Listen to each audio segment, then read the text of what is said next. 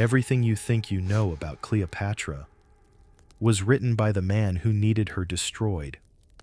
Octavian didn't just defeat her, he rewrote her into a monster, so he could become Rome's first emperor. The seductive temptress? She was a political genius who spoke 9 languages. The foreign queen?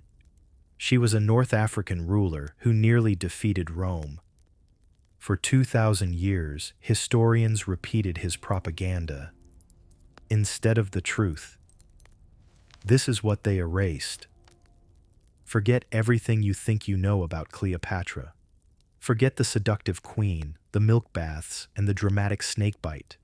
Forget the image of a foreign temptress dripping in jewels who brought an empire to its knees with her beauty alone. This is the image we were all sold. But this image is a lie. A 2,000-year-old lie crafted by one of the most powerful men in the world to win a war and legitimize an empire.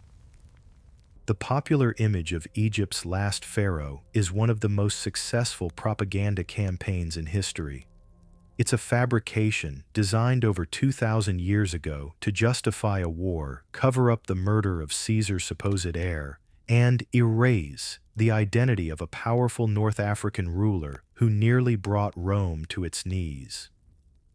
This historical smear campaign has been so effective that for centuries, even respected historians have perpetuated the myths, choosing the scandalous Roman narrative over the far more complex and impressive truth. They focused on the caricature, ignoring the coins, the economic records, and the political maneuvering of a genius who held power for over 2 decades in a world built for men. So, who was the real woman? And why has the world, for 2 millennia, clung so desperately to the lies? To understand the lie, you first have to understand the man who benefited from it and the existential threat he faced. Our story begins not in Alexandria, but in Rome, in the chaotic aftermath of Julius Caesar's assassination on the Ides of March, 44 BC. Rome was a powder keg. The Republic was fractured, its institutions crumbling under the weight of civil wars, and a colossal power vacuum had opened. Into this void stepped 3 key players. First, there was Mark Antony. He was Caesar's most trusted general, a charismatic and battle-hardened veteran who commanded the loyalty of Caesar's legions. To many, he was the obvious successor. Second, there was Cleopatra, the 7th Philopator, Queen of Egypt. She was not just some distant monarch. She had been Caesar's ally, his lover, and the mother of his alleged son. Egypt, under her rule, was the wealthiest kingdom in the Mediterranean, a breadbasket and a bank that any Roman hopeful would need to control. And third, there was a sickly, unassuming 18-year-old named Gaius Octavius, better known as Octavian. He had no military victories, no powerful faction of senators at his back. All he had was a name. In his will, Julius Caesar had posthumously adopted his grandnephew, making Octavian his official son and heir. This set the stage for a decade-long clash of titans. Initially, Octavian and Antony formed an uneasy alliance with a third general, Lepidus, creating the Second Triumvirate. They divided the Republic, with Antony taking the rich, glamorous East and Octavian taking the troubled West. But this alliance was just a temporary truce. Both men knew that Rome wasn't big enough for the two of them. And at the heart of their rivalry was not just ambition, but a deeper, more fundamental problem for Octavian, a little boy in Alexandria. His name was Ptolemy XV Caesar, but he was known to the world by his nickname, Caesarion, or Little Caesar. He was the son of Cleopatra, who claimed he was also the biological son of Julius Caesar. This was a threat of unparalleled magnitude to Octavian. His entire claim to power, his authority, his very name, Caesar, was based on adoption. Caesarion's existence made a mockery of Octavian's legitimacy. While Caesar never officially recognized the boy in Rome, the claim itself was potent. If Caesar had a real son, then what was Octavian? A placeholder. As long as Caesarion lived, Octavian's position was fragile. And Mark Antony knew this. When he forged a political and personal alliance with Cleopatra, he gained not only Egypt's immense wealth, but also a powerful political weapon. In 34 BC, at a lavish ceremony in Alexandria, known as the Donations of Alexandria, Antony and Cleopatra presented themselves as divine rulers. They distributed kingdoms to their own children, but most damningly, they proclaimed Caesarion to be the true son and heir of Julius Caesar. Cleopatra was hailed as Queen of Kings, and her son as King of Kings. From Rome, Octavian watched with growing terror. This was a direct challenge to his identity and his future. Antony wasn't just ruling the East, he was building an alternative power center, with Caesar's supposed son as its figurehead. Octavian realized he could not simply defeat Antony in a civil war. That was too risky. He needed to do more.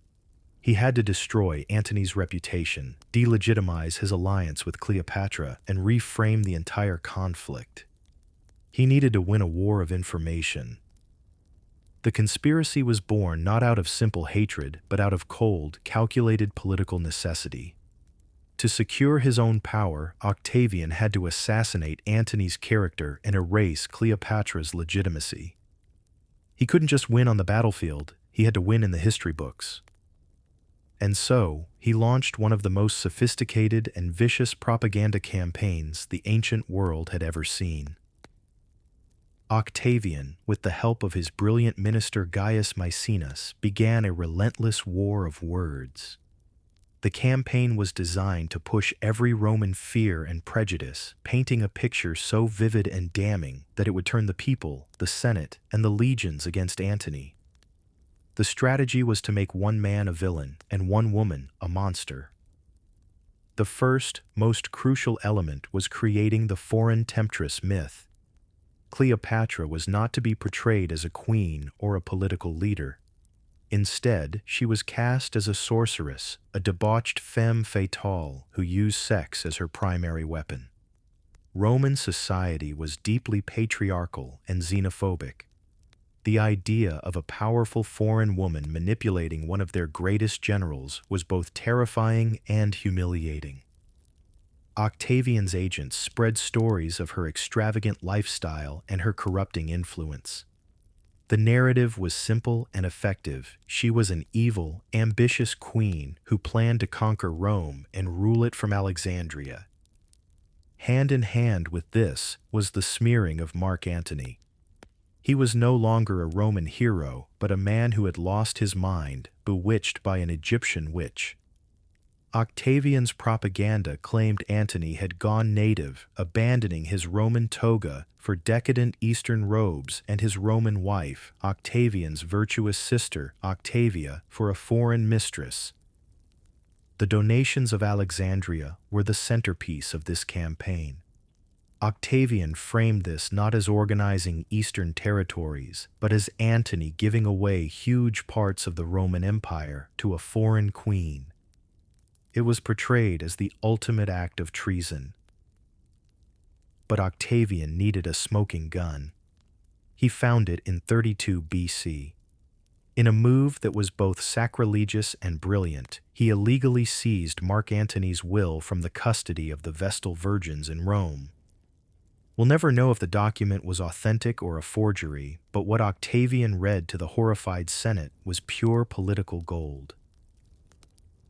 The will allegedly confirmed that Antony wished to be buried not in Rome, but in Alexandria alongside Cleopatra.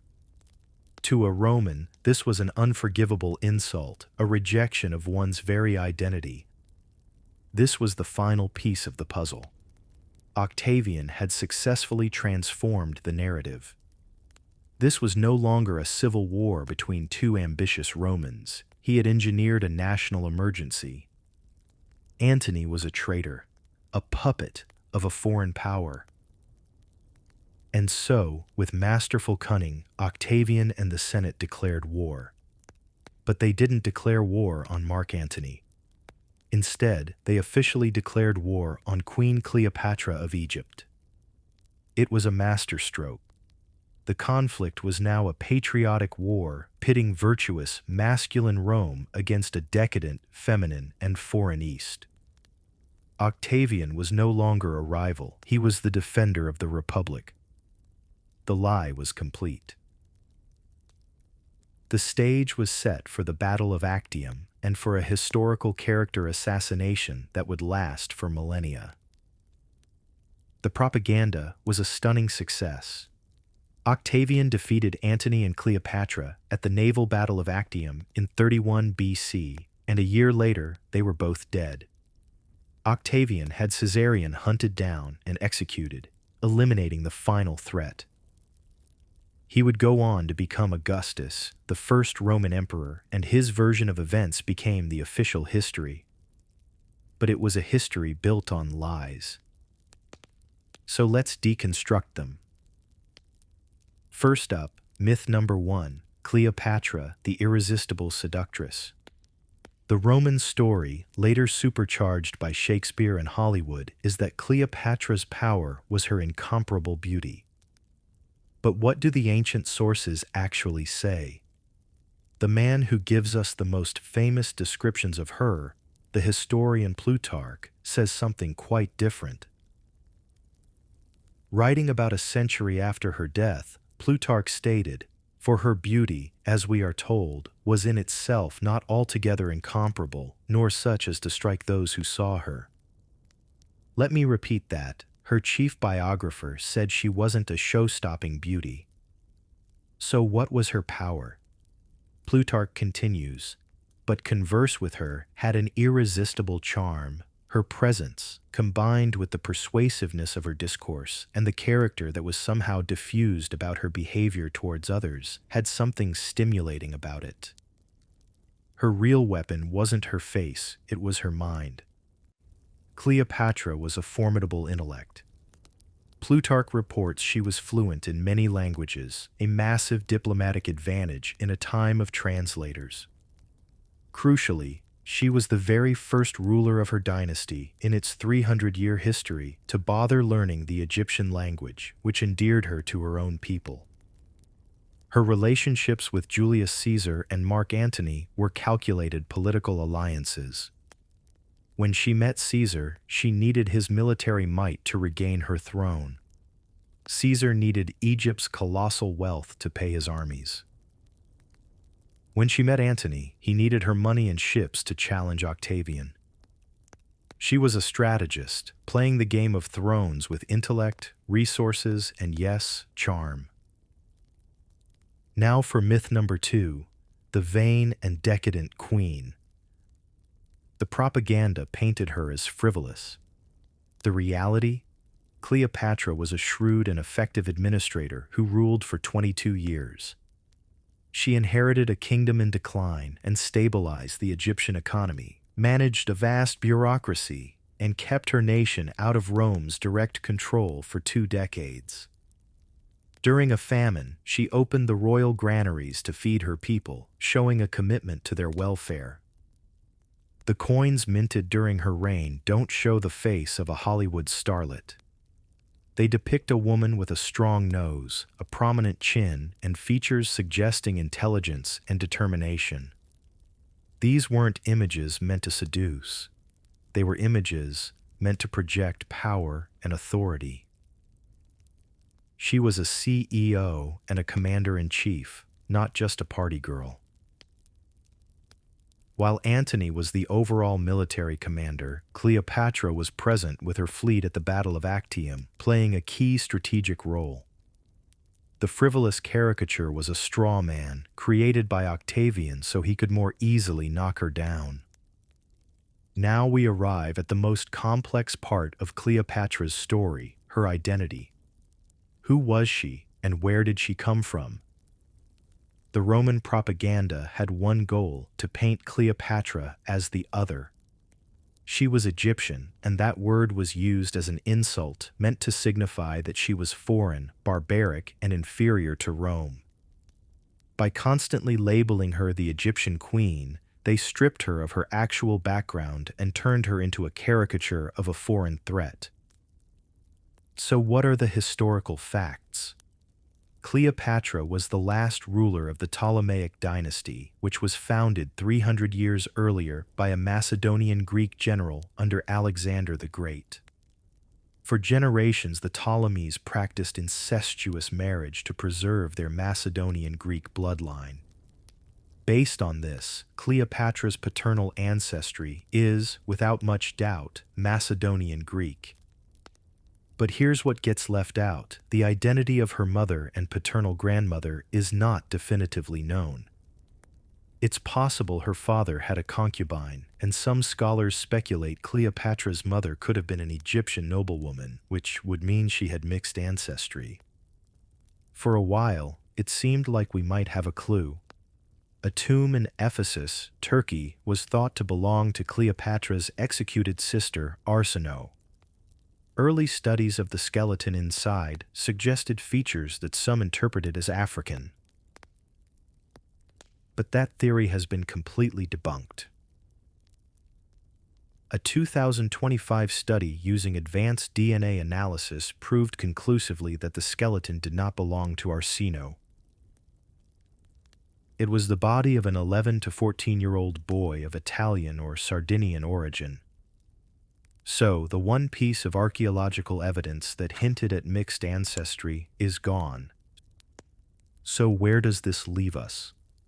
The debate over whether Cleopatra was white or black is a modern obsession projected onto the past. These racial categories didn't exist in the ancient world. The claim that she was a sub-Saharan black African is not supported by any credible evidence. But the Roman lie was to call her Egyptian to make her foreign.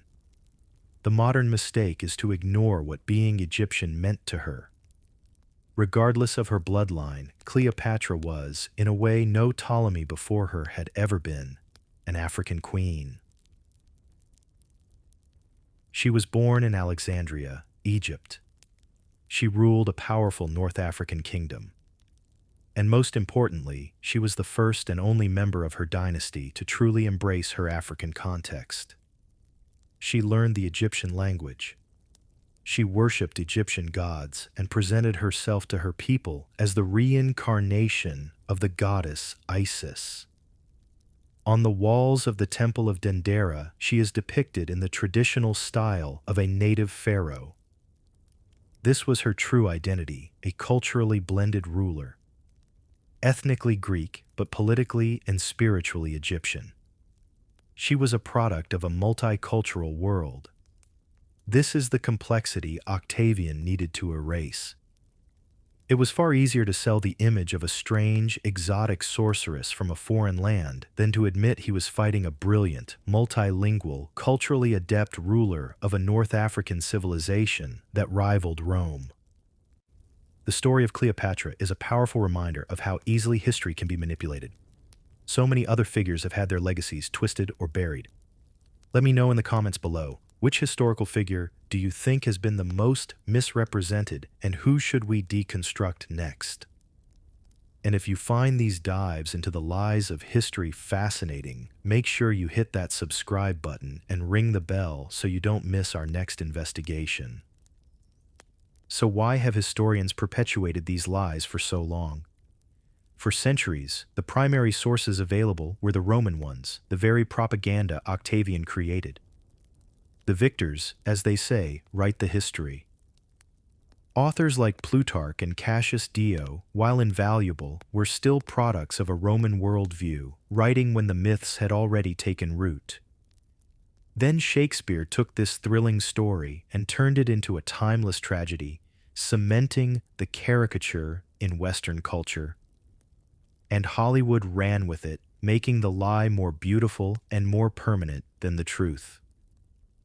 The story of Cleopatra isn't just ancient history. It's a 2,000-year-old case study in how propaganda works and how power can. bury the truth. They didn't just lie about a queen, they lied about a powerful, intelligent woman who dared to challenge an empire on her own terms. By erasing her political savvy, her administrative skill, and her true complex North African context, they created a simple, scandalous caricature that was easier to defeat and has misled us for centuries. History is not just what happened. It's about who gets to tell the story. And for over 2 millennia, we've only been hearing one side of Cleopatra's. The side that served an emperor, built an empire, and buried a queen, not just in a tomb, but under a mountain of lies.